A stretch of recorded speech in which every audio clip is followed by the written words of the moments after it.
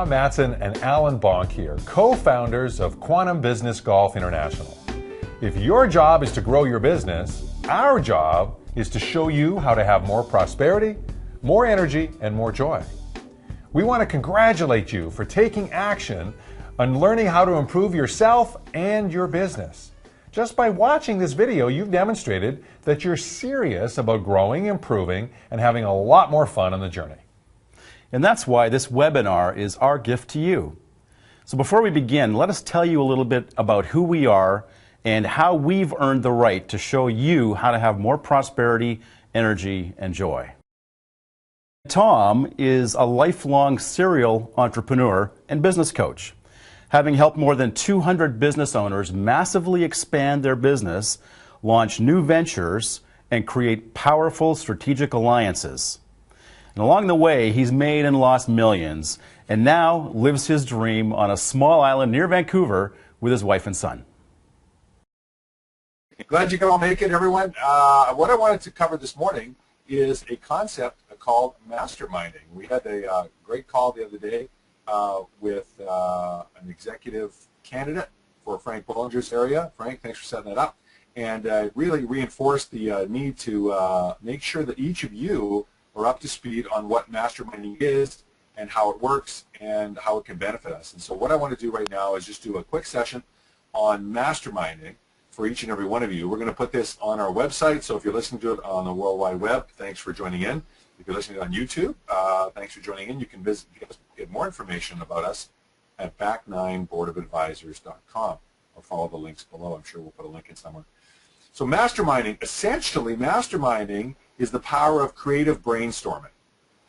And it's taking brainstorming and taking it to a higher level. If you look at Wikipedia's definition, it says a small club of like-minded advanced talents who meet periodically for mutual brainstorming and accountability sessions.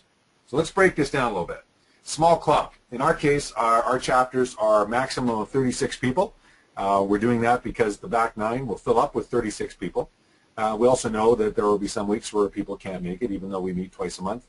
There'll be some weeks where we can't, and so that'll leave us an in and out, an average, hopefully around 30 people attending all the time. That will be enough diversity, so we have some great different points of view, but small enough that you'll be able to get to know every single person in your chapter. In fact, when the business golf foursomes go out, as you know, we'll change that every week, and you'll golf with 3 other people every week. So across a full chapter, within a year, you'll have golfed with every single person, let alone have a chance to meet them one-on-one other times. So the first key to great masterminding is that it's a small group. The second is a club. Now, club has lots of definitions. In our case, we're coordinating this, adding some content, adding some value, and as a result, people will pay fees for it. However, our goal was to create something that was as valuable as the high-end masterminds that are out there. I've been in several masterminds where I paid $25,000 a year. Some have been quite productive, some have been pretty much a waste of time, and yet every one of them has been a good financial investment for me because I focused on getting valuable ideas from the group that's there and then, equally important, applying them to my business. And I'll give you a couple of examples about that in a moment, but it's really crucial that the idea of a club in this sense is that we have a common focus. And our club is about more prosperity, more energy, and more joy. That's what our club is about. And so the people we're recruiting to join the club, the people that we're recruiting to be executives and hosts and partners with us and franchise owners and area developers are all people that share that passion about having more prosperity for themselves and for others, having more energy, and more joy. In other words, they're fun to be around. They're not necessarily life of the party types because there's lots of different ways to be fun, but they're not drag you down and suck the joy from your life types either. And if we accidentally or inadvertently get some people into our clubs, part of our job as executives and hosts will be to screen those people out and either get them to change the way they play the game or get them to leave, because it will destroy the cohesiveness of a club faster than anything. So, and that gets to the next part of this definition, like-minded. Like-minded. We're screening for core values. And the core values we screen for all center around more prosperity, more energy, and more joy. And the screening process for you as hosts that have come on board, you've watched some videos, you've seen some of our values, seen what we stand for. It's not a pitch you and sell you program. It is a, here's what we're all about, here's our philosophy, here's what we stand for. If you like it, raise your hand and move to the next step. And not only is that a fun way to sell, it's actually a very productive way to sell big ticket decisions, because what we do is screen and qualify and allow people to step up and purchase, to join in. And then we'll do the same thing when we're recruiting individual people in our chapters. Next is advanced talents. Advanced talents. Part of a brainstorming session is that different people bring different skill sets to the table. Now, I happen to believe, like Larry King of CNN fame, that every single person out there has something fascinating about them. And so the key is not that you have something unique to bring to the table. I think we all do. The key is to create an environment where that uniqueness shines. And that's why we created the agenda we did in Back 9. But if you're creating your own mastermind, you need to create an environment where you can allow different people to shine in different ways, thereby exposing their talents to the rest of the group and allowing for some great insight. Some of the best ideas that have come up from masterminding sessions have come from, quote-unquote, the least qualified people. And we see this all the time. Why? Because they bring fresh perspective. They bring fresh perspective. They're not, you know, this is the way we always do it, therefore this is where all my ideas are going to come from. They're bringing a completely brand new perspective. And part of our goal is to train each and every one of you as chapter hosts and executive members to look at things from outside fresh perspectives all the time. The way I describe it is, what can you take from another industry and model or copy over to your industry and apply it? You see, I'm inherently lazy, so if I can get a whole bunch of results from a lot less effort, then I'm all over that. I am all over that, and one of the best ways is to get ideas from other industries that work exceptionally well, apply it to your industry, and you're already halfway there to getting a great result. So that's the advanced talent side. And by the way, I'm going to go through this entire definition and then throw it over to you, Alan, for your thoughts to expand upon this, and then get everyone in the group to comment on this, and then we're going to go do a brainstorming example. I should have said that again. So, who meet periodically. Meet periodically. Now, with the internet, you can do brainstorming and masterminding over the web. In fact, we do it in our company, and we encourage people to do it all the time. However, it's best done live. It's best done live.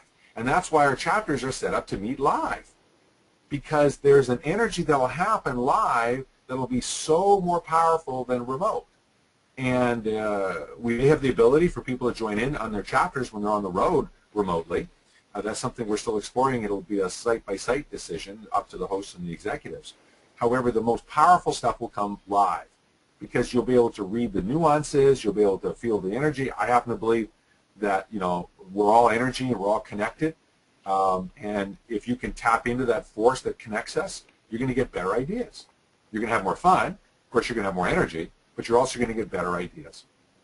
So meeting live is a big part of that. Periodically, in our case, many masterminds meet once a month, and many other masterminds meet once a week. My experience is masterminding is so productive in creating ideas that if you meet once a week, you won't have time to execute those ideas. And so we've decided to go twice a month with our chapters, because we want time for people to do and apply these ideas that come up. The other thing is, in our case, because we meet on a weekday morning, let's say it's Tuesday mornings, the first and the third week of the month, the second and the fourth week, we're encouraging all of our participants to go out and do business golf with someone on their Dream 100 to help execute some of the ideas that have come up in your mastermind.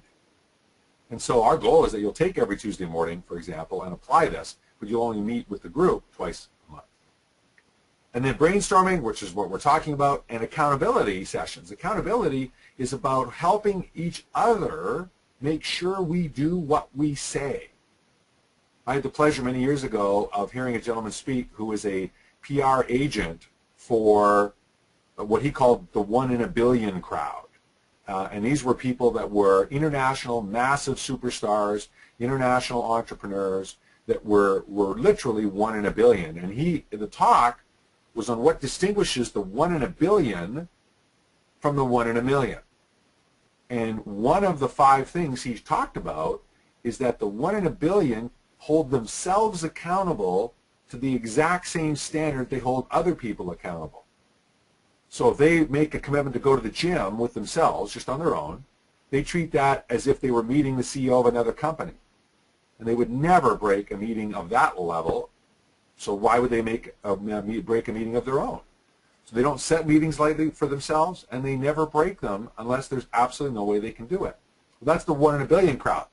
The rest of us, the 999,999,000, we need help. We need help because we're just not able to do that consistently. And I fall into this trap many times over the years where I'll do everything I can to hit targets for outside people that I promise, but for my own target, sometimes I will, sometimes I won't. And so having a system of accountability, having people, buddies in a club that can hold us accountable, saying, well, last week you mentioned this. What happened? What you doing, man? Where you at? What's progressing with that? Is a huge part of the power of masterminding. And we're going to talk more about that as we roll out the chapters and get more people involved in that. So that's my quick take on the concept of masterminding. Alan, anything you want to add to any of those parts? Yeah, I think it's really important to distinguish between masterminding and networking.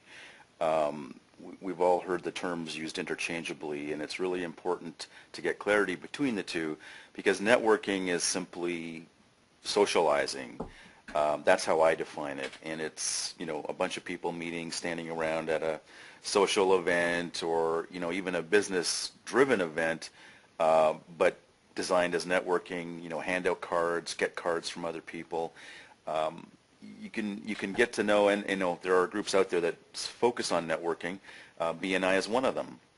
And what I find is that you get to know a whole bunch of people about an inch deep, some of them even less. BNI is not too bad that way if you really work it and if you attend the other outside functions, because you just don't get the quality time with the people to be able to spend with them. So the business value is tentative at best. You can, swap leads and referrals and that sort of thing, but you really don't get to build the relationship. And masterminding you do. And masterminding produces amazing results. And I can't tell you how it energizes you to get your creative juices flowing. If you really think about it, when are the times in your life that you're the most joyful? And typically they're around times where you're creating, whether it's planning a holiday for your family, or planning a weekend getaway to a golf resort, or whatever it is that charges you, fishing trip, whatever you're planning.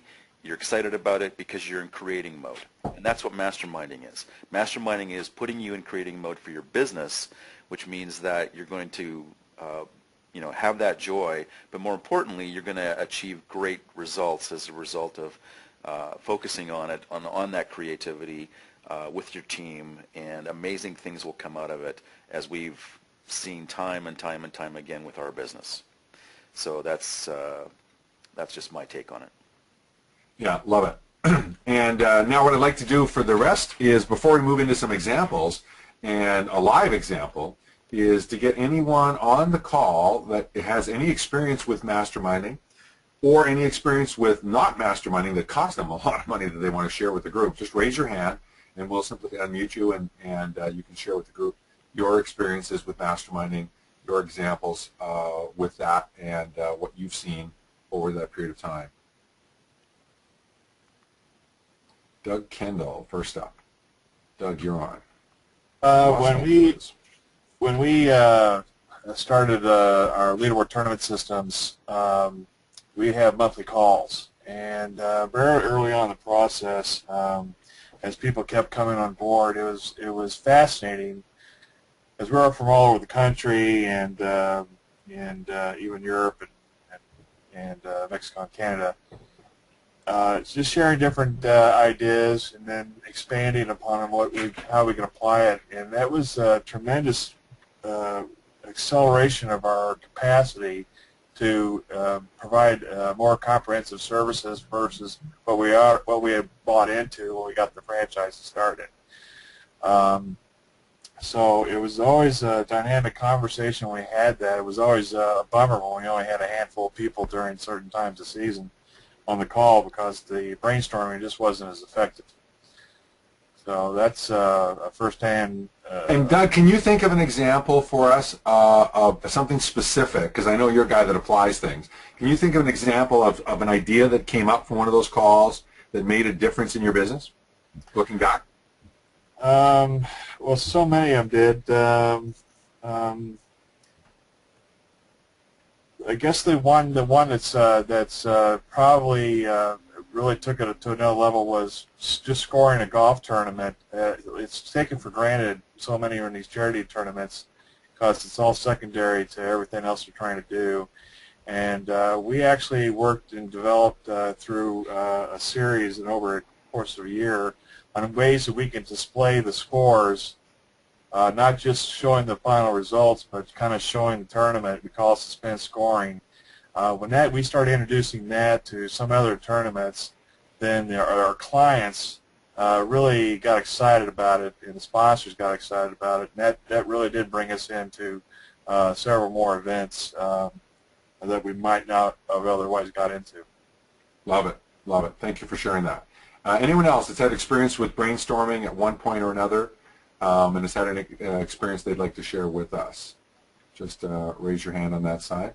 And I'm going to come back to Alan and Todd to ask them in a moment too, so you guys can start planning some ideas, some specific examples. Because I think part of what makes masterminding work is the power behind a specific example. Really seeing the difference of a powerful, specific metaphor to make that work and how it applies and what a difference it can make to the business.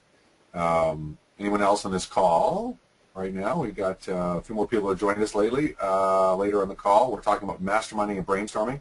I'm looking for some examples from your life. Mark in St. Louis is next. Thanks, Mark. Good morning. Hey, Tom. Can you hear me? You bet. Well, the most dramatic example was we were starting a company built around a patent, and the marketplace was the mobile home industry to it basically was a form of an air cleaner, and there were similar patents on the market. And when we built ours in a prototype, it didn't work. It just didn't work. And so we're kicking around ideas on what the problem is, and it just came out of nowhere to a couple of us at the same moment, and all the patents that have been applied for it didn't work, including our prototype. But when we adjusted it based on just this idea that came out of nowhere, it worked perfectly. So it was really the only item that on the market that worked. So, and what was the difference in the business when you made that shift? Well, there wasn't a business because it didn't have a product. So it went from not being a business to really being a business. That's correct. Right. And in monetary terms, what just to give the audience a bit of a feel for that, what was the dollar impact of that? Well, it was the patent had no value at all, and it was thousands of dollars of improvement. Yeah, there you go. And thank you, Mark, for sharing that. And one of the things that happens in masterminding, and I hear that a lot from people that say out of nowhere came. And what happens, why you meet live, is because we're all energy, right? Scientists tell you we're all energy. By being together, you tap into the collective wisdom. And you'll see that one of the keys to brainstorming is to not filter, to throw every idea that you got out on the table, and especially what I call silly and stupid ideas. Really important to share silly and stupid ideas because your thinking is limited to your frame of reference, whatever it happens to be. Ideas outside that box will either appear slightly outside, maybe silly, or really outside, in which case you'll consider them could be quite stupid, frankly. Well, the best ideas come from stupid ideas who trigger other ideas, and later maybe you look at it and go, well, yeah, at first I thought this was a really stupid idea, but when I take a look at the application of it, suddenly I see tremendous potential for that idea, or it triggers something else that does the same thing. And that's actually a really cool part of the dynamic in looking for that. And I see that the camera seems to have frozen me at a very good part of my camera talking. I'm not sure what happened on my end, but there you go. Okay, let's go over to Todd. Todd, some examples on your side of creative brainstorming that you've seen made a difference in your life, and then Alan. Okay, well, first let me start with, I wish I would have known more about masterminding when I opened my secondary business here at Bunker Hill. Back in 2001, I partnered up with a guy, and we opened up a golf simulator business with a restaurant, and we thought we had some great ideas, and we moved forward with it, but we didn't have a masterminding team or people working with us to get it started or to help us when we ran into problems. And it ended up being a bad idea that ended up costing my primary business here, Bunker Hill, thousands, if not millions of dollars. And so that was one of those mistakes by not using masterminding and not understanding the power of that it turned into a large negative for me. And flipping that around, ever since I've been working with Tom and Alan and the team here and learned how to do masterminding, we've come up with some unbelievable ideas on how to improve things at Bunker Hill, take everything we have here and take it to its highest level. And we've already increased things by thousands of dollars, and many of the ideas are turned into just brilliant brainstorms. We actually have one scheduled for today that I'm really excited about talking about, and we'll see what comes out of that. But that could be $1 million idea, and we're going to mastermind it and flesh it out, and I'm really excited about it. And one thing I want to share, I was a little nervous about doing this, but I met with a group of folks that wanted to get some information about the back nine. One of the guys that I've been talking to who loves the idea, he had his own networking group, and he gathered this group of 7 people together for me to chat with and review what the back nine Board of Advisors is all about. And on Tom's advice, instead of just giving them the slide presentation, I facilitated a mastermind meeting with them, and I asked for one of the members to throw out an idea, something they were having a problem with, and he did. And we went through exactly what I've learned masterminding is all about, which is, for the first 10, 15, 20 minutes, most everybody throws out the obvious ideas. And then once all the obvious ideas are out there and you keep asking the question, okay, great, what more? What else? What else? What else? What more can we think of here? And then, you start to think more of what are we really trying to solve here, not so much, a one-sided direction. You start to think outside of that original idea to come at the problem from different angles. And that's when those crazy ideas, those stupid ideas start to flow, and things build from there. And all of a sudden you come up with a solution that was totally different than the original direction you were coming from, but it's brilliant. And you get brilliant solutions that you never could have come up with on your own, because you never would have thought of that crazy idea or that different angle that took you down the path to coming up with something brilliant. So I really have gotten a lot from masterminding, and I actually got even more from it when I was facilitating and just kind of watching another group come up with the ideas on their own. I really saw the power of it by facilitating it, which was pretty cool.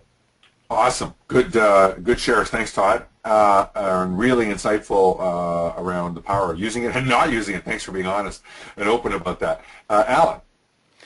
Yeah, well, I guess the most prevalent idea that I've ever come up with through brainstorming session is the very concept of back nine Board of Advisors. I mean, the reason we're all here today is because that came out of a brainstorming idea. So that's pretty prolific in my mind. If it, as an example, it doesn't get much better than that. So remains to be seen what the revenue impact is on each of us on the call and on the world, but we're obviously all sharing the vision and understanding the concept and getting it, as are many, many other people.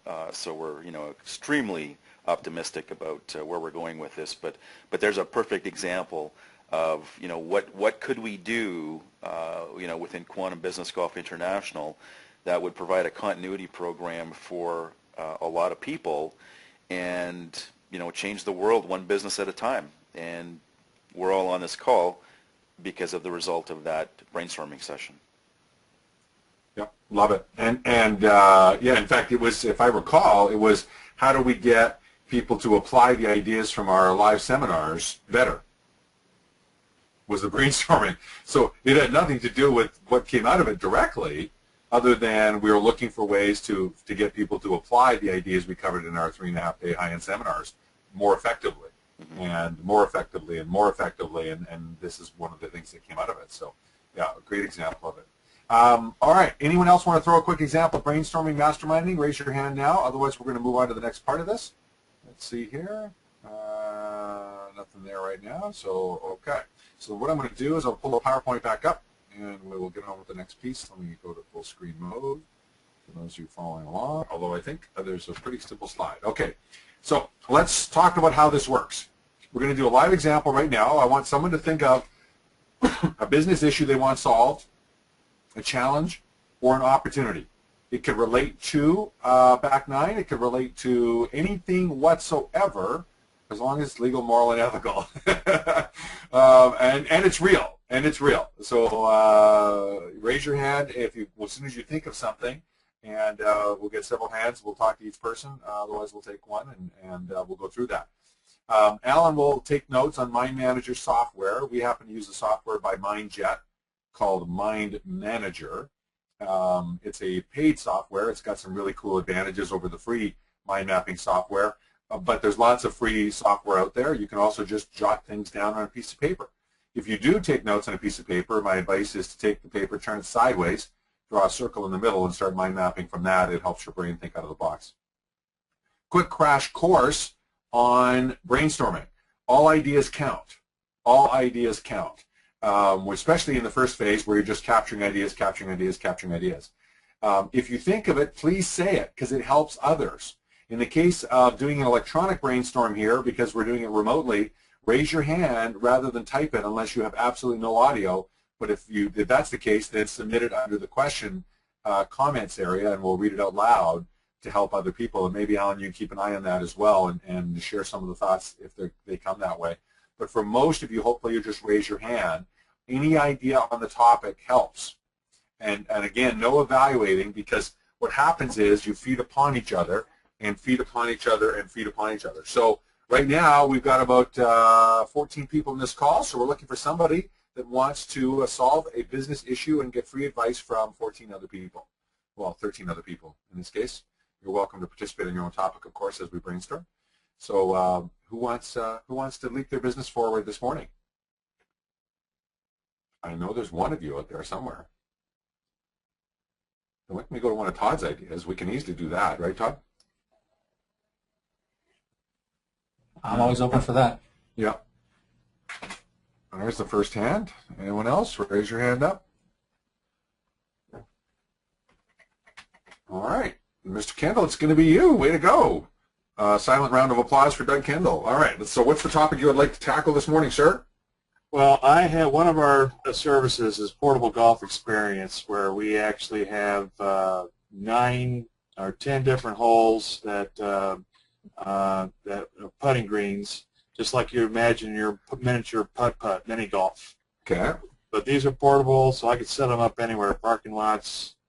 Coca-Cola did this for a team building thing in their corporate headquarters. They had different holes on different floors. Gotcha. So we could set this up anywhere. We've been doing it for about a year. I've been trying to work out something for my plan for a guarantee, especially for fundraisers specifically. And this morning I kind of jotted down, double the income or half off.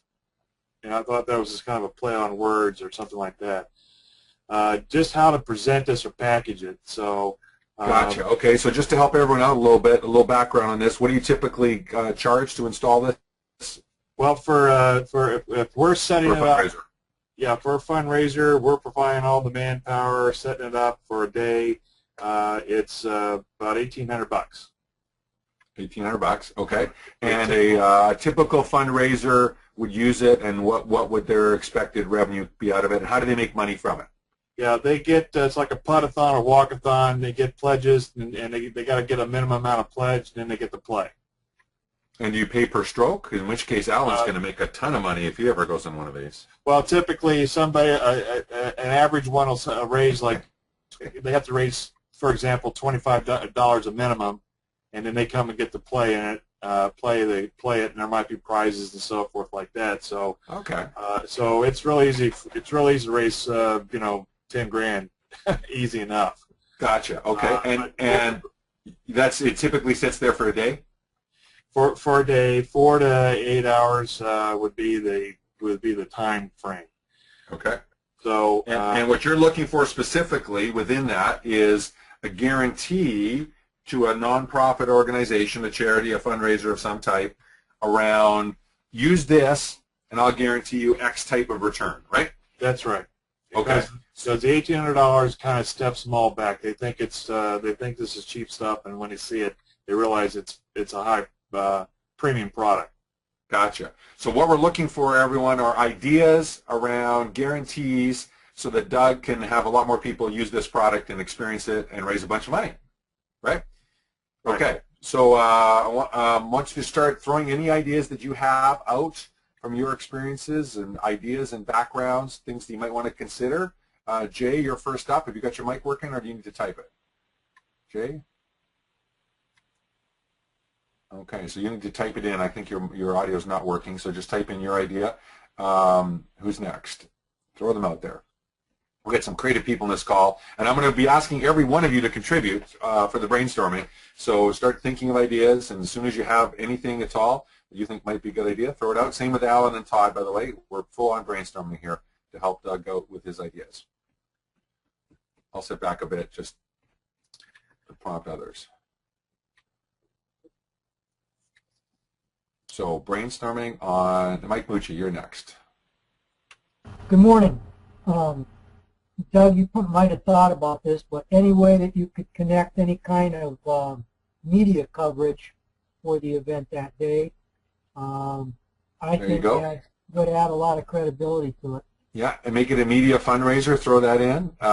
Good one, Mike. Next up, I'm not supposed to say good one. They're all good ones at this stage. Can you, Jay's idea? Can you offer it for free, but do a revenue split and give them the paying option? In other words, I like that. So you've got two ways to pay for it. You can pay $1,800, or we'll take 25% of the revenue generated, and since we think you'll make $10,000, we'll make $2,500 off of it. Love that idea, because that's like a risk reduction strategy right on the spot, and your over-under could make you a lot more money. I love it. Cool. Actually, I've done that. Excellent. Good. So there's another possibility. More ideas.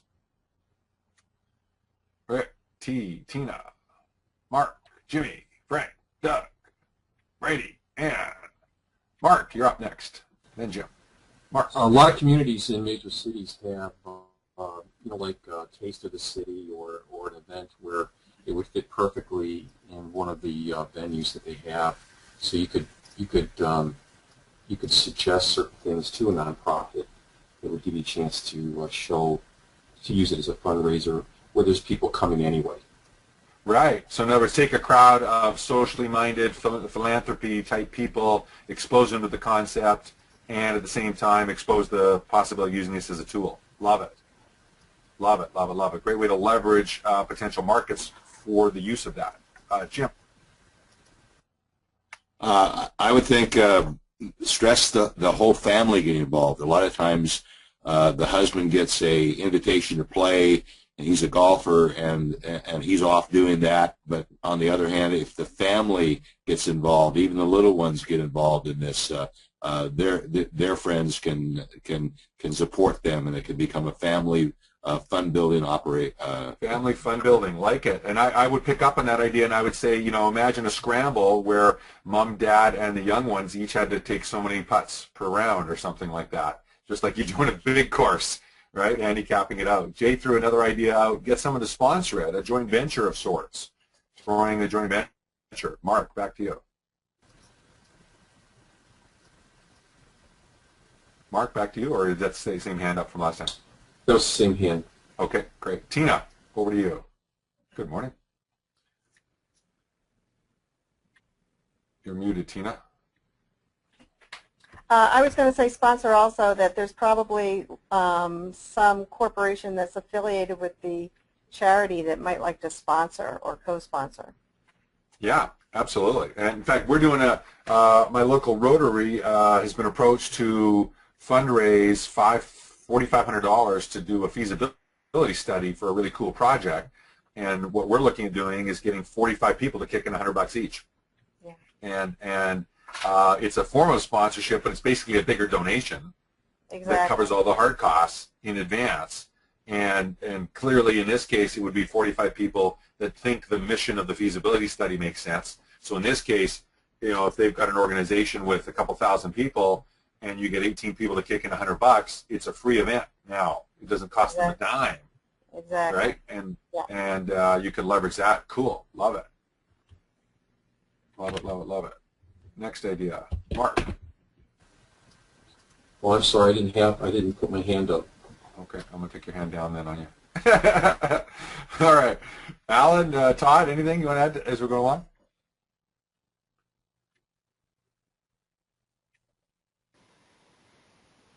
Guarantees? Just one thought. Yeah. One thought I had. Could this be a possible situation where you could use the raffle concept, where you come up with a small dollar amount raffle and get a whole bunch of people to throw in $5 or $10 to cover the cost, and come up with something of a reasonable value. Oftentimes you can get 5, 10, 20, 30 times the value of the raffle prize in actual raffle dollars to pay for what you're trying to fund. There you go. And Doug mentioned yesterday in our call, Todd, that package. He's got a great Scottsdale golf getaway that costs $1,000, but it's worth several $1,000s. So if you're talking a several $1,000 golf getaway plus his $1,800, package it all up together, and people $5 or $10, they get a chance to win it, right? Yeah. You get yourself a nice golf getaway, and the thing is paid for again. Yeah, sell 1,000 of those at $5 a piece. So we guarantee one of the to apply this to Doug's idea. Then we guarantee that we'll self-fund this event for you. We'll self-fund this event for you. We've got 3 or 4 different strategies, and together with you and your advisory board or your board, we'll come up with a way, and we'll guarantee to self-fund this event. So there's no net out-of-pocket costs, and it's all gravy for the organization. Right? How would that work? Self-funded fundraiser. Well, I'm not sure, Doug. Right at this point, the how it works part is a different brainstorming, as you know. Gotcha. And so just throw that out there for exploration purposes. But you know me, we can brainstorm how that works and figure that out. Frank, thanks for being patient. Your idea, sir. You're muted. We can't hear you. Can you hear me now? Can you hear me now? There we go. Okay. Yeah. I just keep going back to the preferred vendor program, and it's a great idea of getting more and more money from these for those type of opportunities, and they will help support something like that. So in this case, you're talking about get someone to pay $2,000 or $1,800, and they'll sponsor it. Right? Absolutely. Yeah. So part of what that could be one of the proposals, one of the guarantees that Doug offers is that we'll find a way to self-fund it, and one of the ways is this, right? Find someone that wants to reach that audience and reach out to that audience, and away they go. Love it. Cool. Right. Brady, Ann, Rick, T, we're all waiting for your ideas. We're going to make sure everyone throws in something here on the brainstorming. Brady from Cincinnati, you're on. We can't hear you, Brady. You need to unmute.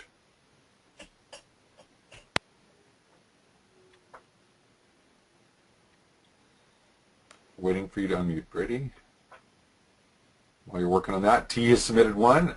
Give free golf lessons as a prize, or back 9 shirts. Invite local celebrities to the event.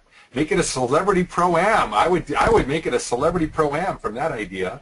Doug, you could take that and make it a celebrity pro-am. You could do the reach for the hole putting stuff that we do to guarantee people improve their putting. I love it. Brady, you there live? Yeah, can you hear me now? You betcha. Okay. Still trying to get a grasp on the idea, but I was thinking somehow purchase like hole-in-one insurance. I think you can get it for an extra $200 depending on what you get. So charge $2,000 and then you can add value as far as giving some type of $2,000 prize or $5,000 prize. If you get 3 hole-in-ones, 5 hole-in-ones, again, I'm not positive how many hole-in-ones you could get in one round, but well, technically you could get a hole-in-one on every hole the way they're set up, but that's not going to happen. But we do have one of the. You haven't seen Allen putt, Doug. You haven't seen Allen putt. Man. Yeah, but trying to hit off a round cylinder circle to make a shot in. But we do have on that line. We do have what we call the 50-foot challenge. One of the 10 holes is a 50-foot putt. Ooh. It's tricky to get insurance for it, but we have found a company that will do it on an artificial surface. Because it's only 4 feet wide. And we have done it on celebrity pairings parties and used it for that. And that's a great idea to bring in some, they putt the 9 holes and then maybe they get if they score a certain amount, then they get a chance at the 50-foot challenge for some big prize. Love it. And just an extension of that, thanks Brady, by the way, an extension of that, Doug, is we did this in our indoor golf training centers where we'd have a super, super long putt, and we'd run a contest all day, and the closest 10 would then have a putt-off. And somebody would win a prize, but they wouldn't necessarily win the great prize unless they sunk the putt, the insured prize. But they would have a guaranteed prize pool for the putt-off. Whoever got the closest, the closest 10 or whatever it happened to be, could have a, kind of like the longest drive contest, right? Where you then have the top 10 play off later in the day. Jay's had an extension on his idea he just threw in. Could also offer the sponsor the revenue split idea, but they put up the first 18. They put up the 1,800, and the first 1,800 goes back to them as the sponsor, and then after that, split the money with the charity, so it's no cost to the sponsor, net no cost. Well, that's really creative. That's really creative. I like that. So the sponsor puts up the 1,800. The first 1,800 raised comes back to them to get their money back off the table, and the charity benefits beyond that. And it basically comes a way to self-fund the event. And if the charity goes out, they can make a ton of money off that. Very creative. If the sponsor provides the labor, they can. It's less than $1,800. They can save themselves, $400. Right, and then the sponsor gets to meet everyone, which helps them get a better event and build relationships. Yeah. So yeah, very cool. Very cool. Love it. All right, who else we got that hasn't contributed? Anne in Singapore. If you can text in your idea or raise your hand if you've got one, when you've got one. Tina, Rick, same thing. Rick's just audio only today. Rick, if you could throw your ideas in. Who else we're looking for that hasn't contributed? That's the last two. Anne, good evening. Hello, madam. Hi, can you hear me? We can. You're quiet, but I can hear you. Oh yay. All right. I can turn up. I'm new computer, guys. Sorry. Congratulations. And I came in the middle, so I'm not quite sure. I'm trying to gather what the concept was by the time I got my speakers and stuff. But one idea that I had is, I don't know if you've got space to put in a golf simulator, but if you did, it's always fun and a great way to raise money by having a pro come in and do a beat the pro or a longest drive competition or a nearest to pin competition. And a lot of times the guys that own the simulators will bring them in at a very low cost, especially if it's a charity event. You can push them for a sponsorship with a simulator if you've got a space for it. Love it. Love it. And I would pick up on that, Ann. Thank you for sharing. The ideas in the big tournaments, Doug, that you do now, you could extend to this, where on one hole you'd beat the pro or match the pro or play against the pro, and on different holes there's different events, just like on a big tournament. And you could even extend Jay's idea and have sponsors or Frank's sponsors at each of the holes. I mean, basically, you could have, how many holes are in your whole setup? And this is nine traditional holes and the 50-foot challenge to make 10. Right. So if people pay $200 to sponsor a hole, there's your $1,800 covered, and the 50-foot challenge could be bonus money on top of that. So just to help people out, because I've heard this a couple of times, what I'm trying to do is guarantee they're going to raise a minimum amount of money, and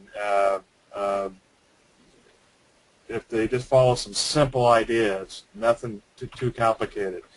So the minimum amount that they are looking for them to rate to guarantee is $5,000.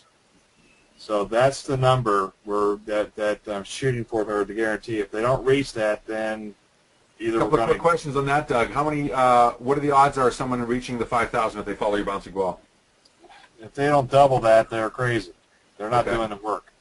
Right. So then you could guarantee it yourself, literally, right? Yeah, I mean, I'm not even opposed to doing it for free if they don't reach that number, as long as I put some parameters on there that they're actually doing the work.